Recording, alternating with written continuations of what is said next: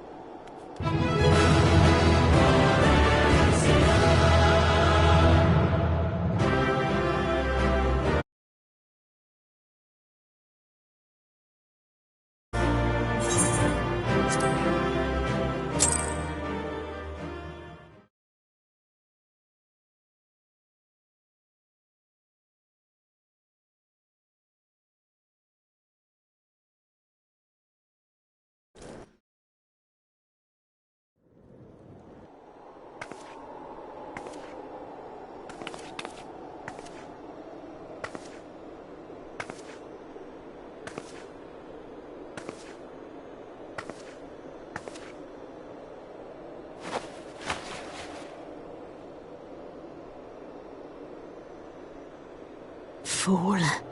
Blind, bloody fool.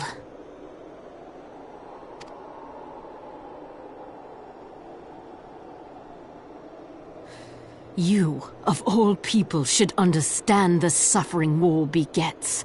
That no sacrifice is too great if it brings an end to the violence. Mine is the righteous cause. You fight in a war you do not understand. A pawn of liars and schemers. And they are no less ignorant than you, following the creed of their fathers without question, never thinking to ask why. Trapped in a delusion of their own creation, and blind to the truth.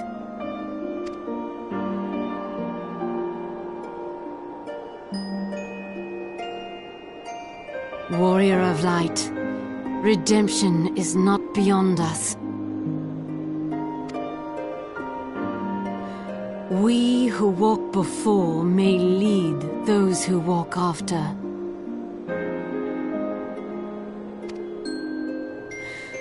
Seek the Keeper of the Lake. See with eyes unclouded. Do not squander a mother's gift.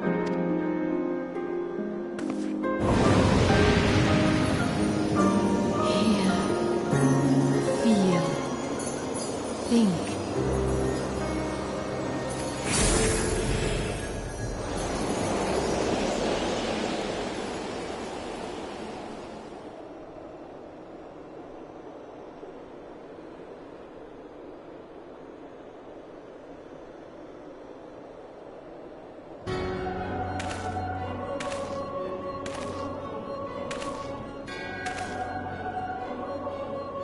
And so the vessel withdraws, a predictable outcome.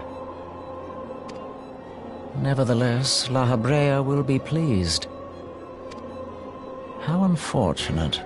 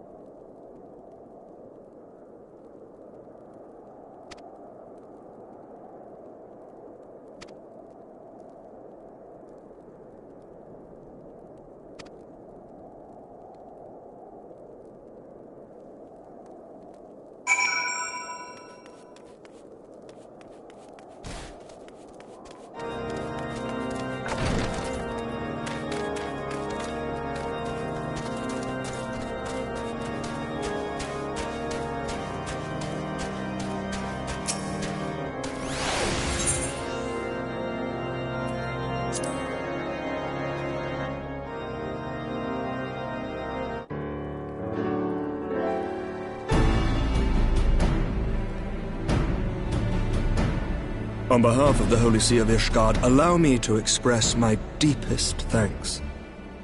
Never before have we been required to contend with a primal. Indeed, there were fears in some quarters that our knights might not be equal to the task.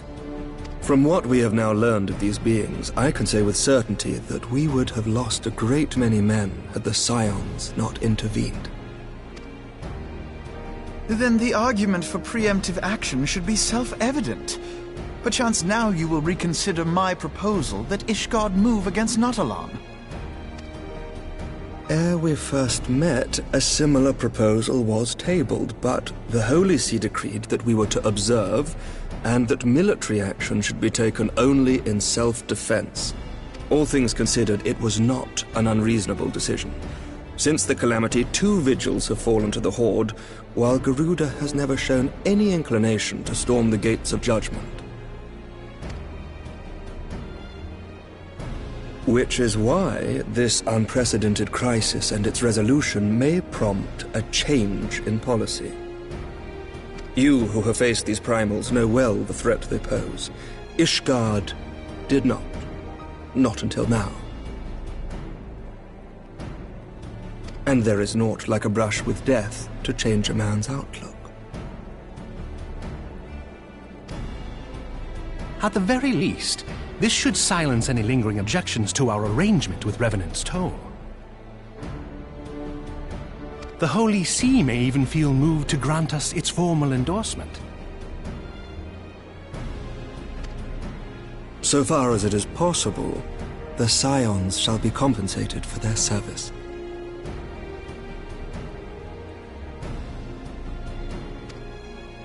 We should be grateful for any aid you can provide. As a gesture of good faith, I shall withdraw my previous request. Your people are doubtless needed elsewhere.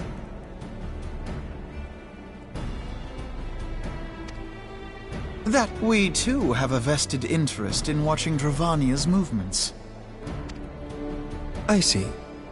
Once more, I must thank you. Sir Emmerich, if I may, do you truly believe that Midgard-Zoma could return? The heavens are a window unto truth, but those who interpret their movements are not infallible. I requested your involvement as a precautionary measure. But of course, you sought an excuse to compensate us from the first, mindful of what would happen if Revenant's Toll were taken by your enemies.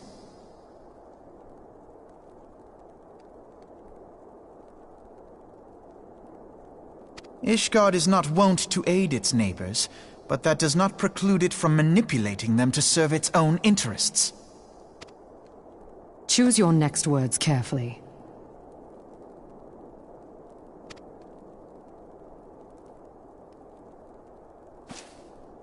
Do you know what sort of man becomes Lord Commander of the Temple Knights? One who comes from good stock. I did not. Yet here I am now. Why do you suppose that is? Because I swiftly learnt to tell the difference between words, deeds, and beliefs. You are correct, Master Leveilleur. Ishgard desires to see Revenant's Toll flourish, as it would present a troublesome obstacle to our enemies from the south. We are so glad to be of use to you. As we are to you. Ours is a mutually beneficial arrangement, lest we forget, one born of necessity. The dragons grow more restless by the day, and the heretics harry us nigh without cease. We have contended with such troubles for centuries, but there are limits to even our endurance. Yet as a pauper is loath to part with his meager possessions, the leaders of Ishgard are not wont to render up their trust to outsiders. But with perseverance on our part, they may yet be made to see the light. Nevertheless, one must take care when walking the road less traveled. Wise words, Sir Emmerich. I shall make a point to remember them. I must apologize for my earlier outburst. I hope it will not sour our good relations. Not at all. You but spoke from the heart. I trust you understand that at times my duties may prevent me from meeting with you. On such occasions, my second-in-command will speak for me.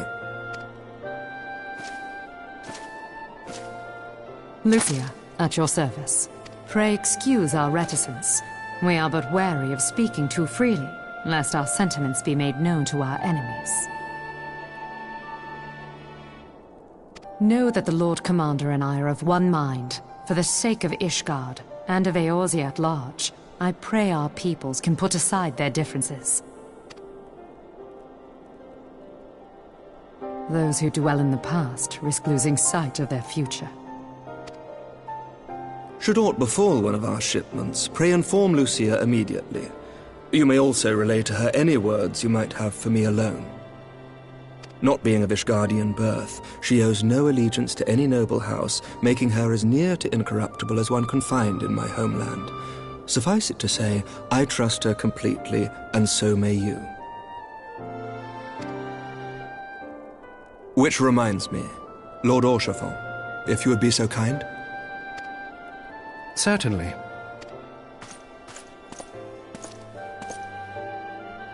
In times such as these, trust is ever in short supply.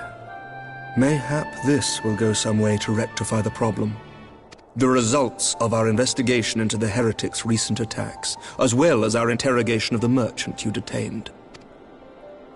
Sir Emmerich, I cannot thank you enough.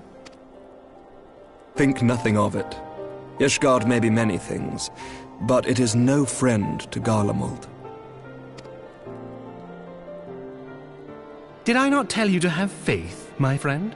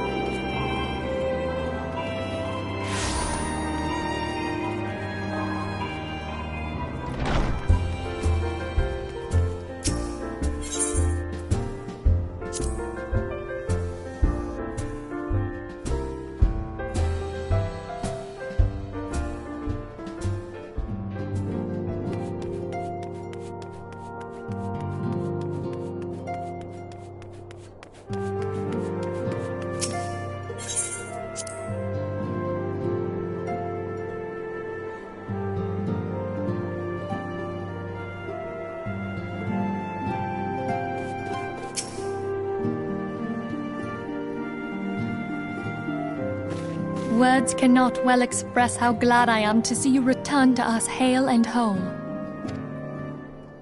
Needless to say, I am most eager to hear your account of that which occurred in Kurthis, assuming you're ready to speak of it. Excellent. I shall summon the others at once.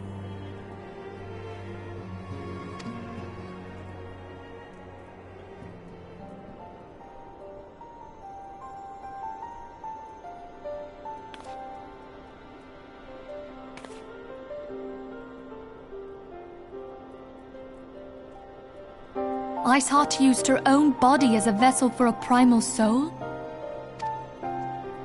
Master Louisoir's writings make no mention of such a possibility. Can we be certain this entity was a primal? As certain as we can be that good King Mogulmog XII was a primal, I should think. Both were ostensibly summoned. Let's not quibble over definitions. Of more concern is the implication that Iceheart retained her will, even after she was possessed. We are talking about a mortal, wielding the power of a primal. It can't possibly be that easy, can it? There must be some sort of sacrifice required. Or maybe she's just special? What qualities this woman possesseth, I know not. But full sure am I that she was groomed for this role.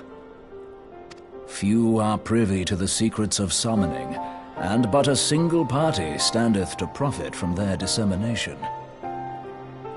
Well, I wouldn't presume to comment on how the lass came to know about summoning, but I will say that what she summoned was a primal. The readings were the same, or near as damn it. Strange as it all sounds, it's really no different from what you've faced before. Then mayhap it is time that we re-examined our previous encounters. Pack your things, Ida. We're going back to Gridania. Yes, sir.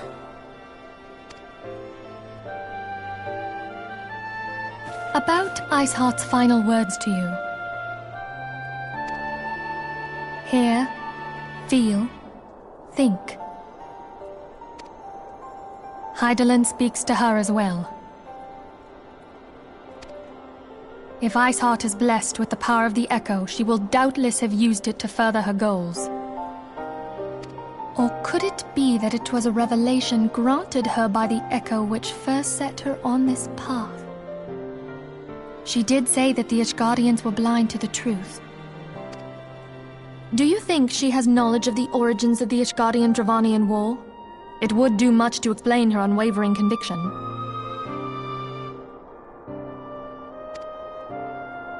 Did not the Lady Iceheart implore thee to seek the Keeper of the Lake? And did she not imply that in so doing thou wouldst come to see with eyes unclouded? Midgard-Zoma was a king amongst kings who reigned for centuries on end. But he is dead and his wisdom lost to the ages. Unless the Ishgardians' fears are well-founded. It would seem we have yet another reason to stand watch over the Keeper of the Lake. For a mercy, we are well positioned to do so. Iceheart, Shiva, Ascians, and Midgard-Zoma. I shudder to think how they're all connected.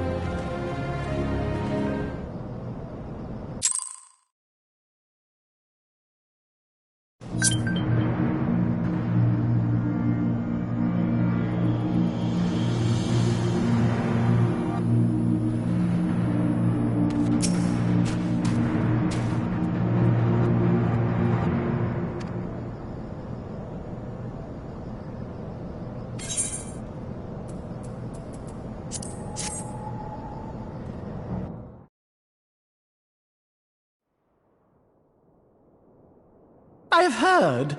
Truly bothersome business. No, I do not foresee a problem on that front. The main concern is Reborn. There is no telling what the brute might do. Have the Blades watch him in the flames day and night. You may leave the Sultana to me. I shall personally attend her grace.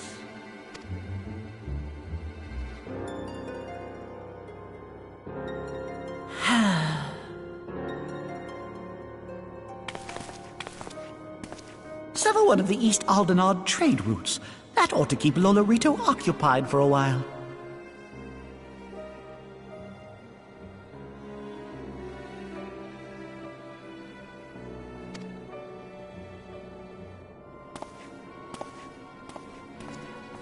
Nanamo Ulnamo. For my sake, pray be a good little Sultana to the last.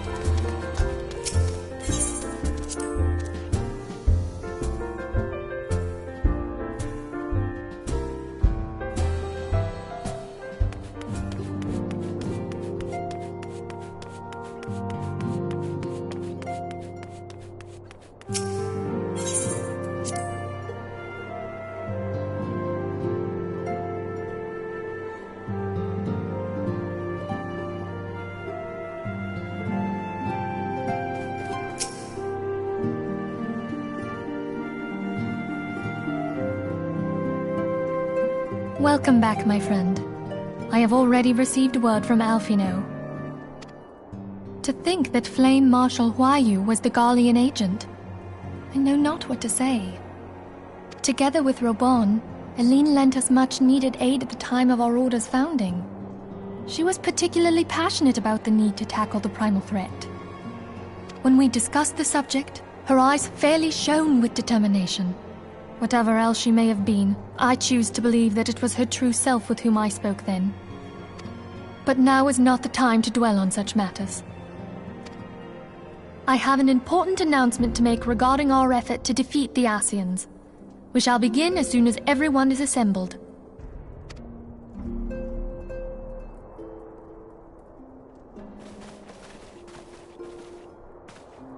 My thanks for coming, friends. Moonbreeder, the floor is yours. By now, I'm sure you're all familiar with white auracite, the miraculous material that'll allow us to capture Ascian souls. Back at Snowcloak, we verified its ability to absorb vast amounts of ether. Alas, it leaves something to be desired in the area of stability. The stone can only store ether for a short while before expelling its contents. In addition to auracite's inherent limitations, we must needs be wary of our enemy's strength. Our foe draweth upon an infinite wellspring of power. Even should we succeed in entrapping him, the stone will not long contain his wrath. Meaning that, if we want to kill the swine, we'll have to be quick about it. 'Tis our belief that an Ascian soul may be permanently undone, if smitten by a sufficiently concentrated burst of pure ether. The only trouble is, we can't say for sure how concentrated the burst needs to be. Without knowing how much ether an Ascian soul is composed of, we're basically guessing. Our sole clue lieth in thy struggle with La Habrea. During that encounter, Heidelin bid you forge what she called a Blade of Light, a weapon which took the form of a luminous stream of energy. Based on your description, we believe the blade with which you vanquished your foe was composed of ether. Admittedly, your victory proved ephemeral, as La Habrea was able to use a crystal of darkness to flee into the space that lies between our world and the void. The fact remains, however, that Heidelin placed the means to destroy the Ascians in your hands. Be that as it may, it would be unwise to assume that she will do the same when we next encounter such a foe. Quite so, my lady. We must needs find the means to forge our own blade of ether, one to equal that which Heidelin did benevolently bestow upon her champion. That is all well and good, but it seems to me that producing such a blade will require a prodigious quantity of ether. Whence will it come, pray tell? What if we had 2 pieces of white auracite? One to trap the Ascian, and the other to store the ether for the blade?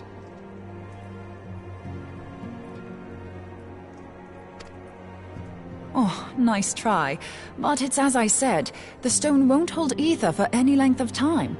We'd still need to collect the stuff there and then, sorry to say. And therein lies the rub.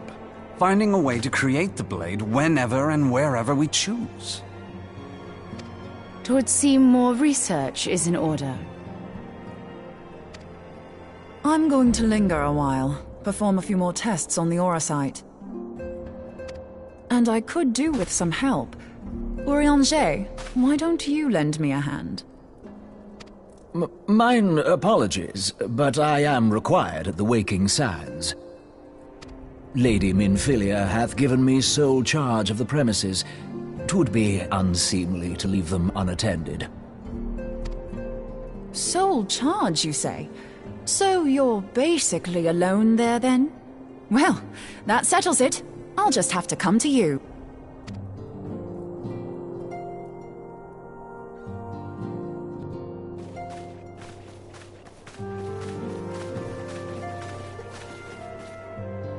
While you were afield, word arrived from the Sharlayan motherland.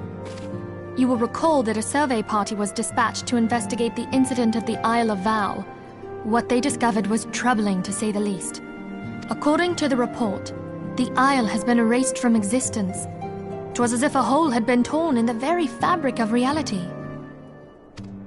Aye, yet the mystery endeth not with the isle's disappearance. It hath come to light that a number of scholars in various other locales were reported missing at a similar juncture. What's more, they all had something in common with the head of the students of Baldessian. Every last one of them was researching a phenomenon called dimensional compression, or the rejoining as the ancient texts call it. I'll be damned if that's a coincidence. All indications suggest Ascian involvement, but I sense that a force greater still is at work. The entity the Dark Beings call the one true God. We must pray that my dear friend Kryl regains consciousness soon.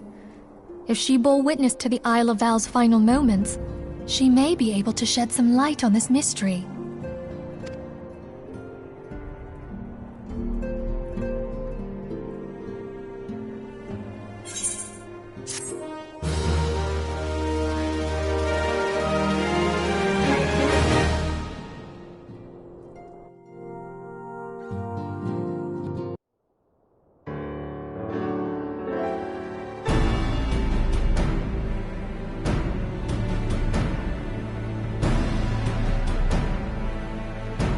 Following the calamity, the forces of the 14th Imperial Legion entrenched themselves in strategic locations across Eorzea. So swiftly did they accomplish this, it was suspected that they had received help. To think that it came from Huayu, my right hand. There is more. We have reason to believe that Huayu didn't deal exclusively with the 14th. She also answered to a higher authority in Garlemald. But this higher authority could not have been the Emperor. By consenting to the Media Project, Solus Zos Galvus showed himself to be more concerned about preventing the spread of primal influence than claiming Eorzea for the Empire. He would happily have seen the lot reduced to ash. We believe a number of high-ranking figures within the royal household were against the decision, but that they knew better than to oppose the Emperor openly. Of course, this didn't prevent them from making clandestine provisions, in which Huayu played a part. Alas, these provisions did not prevent Dalamud from falling, and the ensuing chaos changed the face of the realm forever. Yet Eorzea survived. To all intents and purposes, the Meteor Project had failed, and the Empire was left to rue its lack of a decisive means to eliminate the primals. Until, that is, it stumbled upon the Ultima weapon. Even before the accursed thing was dug up, it seemed to me the 14th had the might to overwhelm our weakened armies. Yet they chose to hide behind their walls. Why? The Black Wolf was wary of making the denizens of Eorzea desperate, lest more primals emerge to bleed the land. The discovery of the Ultima weapon, however, emboldened him to resume his war of conquest in earnest. But there was one in Garlemald who believed that Van Belsar's actions were premature. One who stood higher in the Imperial Army's chain of command. He ordered the Legatus to halt his advance, only to find that the Black Wolf had slipped its leash, and that the 14th now acted alone. In a bid to bring Van Belsar to heel, he used the agent he had planted in Ul'dah prior to the calamity to undermine the Legion's efforts. A man who outranks Van Belsar, yet opposed the late Emperor's decision to annihilate Eorzea. This could only be the former High Legatus of the Garlean army, now known as Emperor Vorissos Galvus. So he was Huayu's true master. But one of several in actual fact. We've learned that even as Huayu served the Empire's interests, she sold Imperial secrets to a certain faction in Eorzea. In so doing, she helped to maintain the status quo, thus prolonging the conflict. Considering who stands to profit from war, it isn't hard to imagine who her other masters were. 7 hells! You mean to say that she was a double agent? Triple, if you consider her services to Van Belsar and the new Emperor as separate. As neatly as these pieces seem to fit, one aspect of the puzzle remains unclear to me. By whose will was the Marshal feeding intelligence to the heretics? And try as I might, I fail to see how aiding their cause would profit either her Imperial or monetarist masters. Could it be that another hand is at work here? If so, Huayu must be made to reveal whose it is.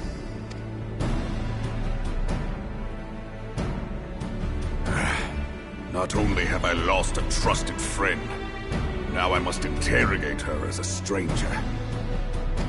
Not a pleasant task, I grant you, but a necessary one. Unless we weed out the ivy, root, stalk, and stem, it will simply grow dark. I know that full well. Those closest to Huayu have already been detained, and I will question them alongside her. General, pray keep in mind that there may be unwitting abettors among them. All will be treated fairly. On that you have my word. Those who are innocent have no cause to fear. You have ever been a friend of truth, General. I hope the unpleasant task of weeding out falsehood will not detain you too long. Though it be for the sake of Eorzea, doubting one's comrades is poison to the soul. And with that, I take my leave.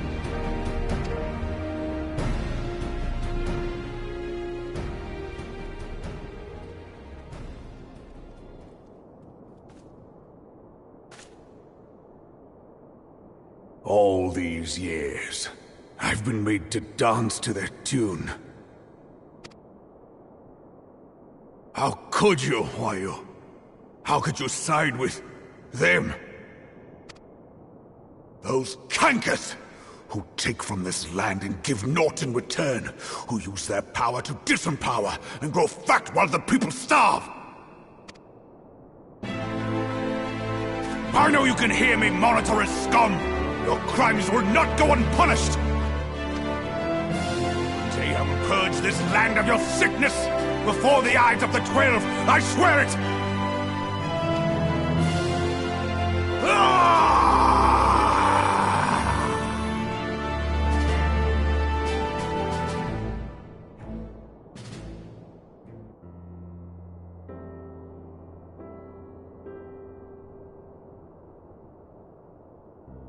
I shall have no further need of you this day. Your Grace.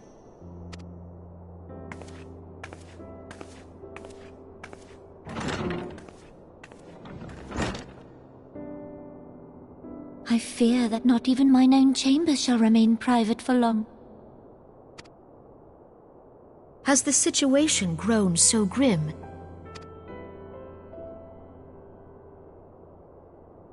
Ever since he proposed the Cartiner Reclamation Bill, Teleji Adeleji has risen to greater prominence upon the backs of impoverished refugees. The monetarists were ever united in their pursuit of profit, but the man's actions have torn a rift in their ranks. They snap at each other as rabid dogs. Yet now is not the time to be bickering among ourselves. If this bickering is a threat to law and order, might you not have grounds to dissolve the Syndicate? Would that the solution were so simple, Admiral. Alas, my moving to dissolve the Syndicate is certain to spark outrage among the influential merchant class, whom the Cabal represents. This would serve to exacerbate the current unrest, and peace would slip still further away. Be they rich or poor, natives or refugees, all who reside in Ul'dah have a right to pursue happiness. It is the duty of a ruler to protect this right. If I am to perform my duty, I must needs tread warily. It would not do to make enemies heedlessly. Were Lord Lolorito here, he would doubtless say that I have my head in the clouds. A ruler is required to take a wide view. Try as we might to cater to all needs, some will inevitably be overlooked. As such, there shall ever be citizens who feel aggrieved. It cannot be helped. But as you have informed us, the monetarists take no view but their own. They hunger for power while the masses starve. In the absence of a common cause, it seems beyond any one individual to make Ul'dah whole. And the presence of a Garlean agent within the Immortal Flames only makes matters worse. Even accounting for Ul'dah's historic reliance upon mercenaries, such a grievous breach of security is unprecedented. I fear this business will provide the monetarists with a rod to beat Rauban.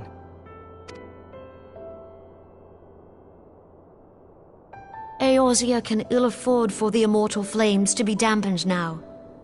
Ere long, the Garleans will turn their ravenous gaze toward our lands once more. If we are to resist their might, our nations must stand together. Yet for this to happen, our nations must be whole. Cannot be done to improve the situation in Ul'dah. The true wealth of Ul'dah lies in the health, happiness, and hopes of her citizens. Alas, the citizens shall never know these things, so long as their lives are ruled by the ambitions of the few. The monetarists claim to represent the best interests of the people, but in sooth they desire only to manipulate them for their own selfish ends. For the government to serve the people, it must be formed of the people.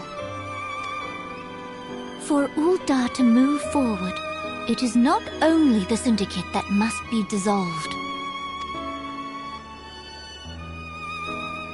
Nay, you jest.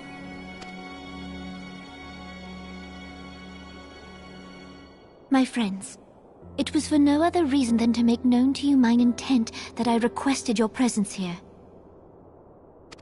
When I make my declaration to the people, chaos shall inevitably ensue. As the last monarch in the line of Ul, I make unto you this request. Help Reborn to preserve order and protect the people. Forsake them, and you forsake yourselves, for a strong Eorzea will ever have need of a strong Ul'dah.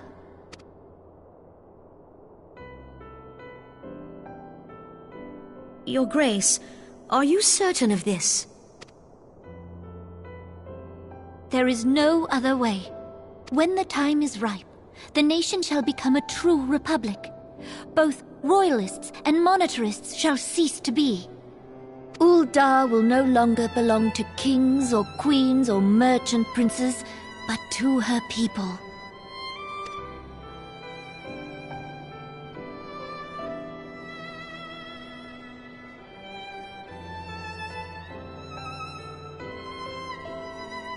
Reborn, forgive me for casting aside all that you have toiled for in my name.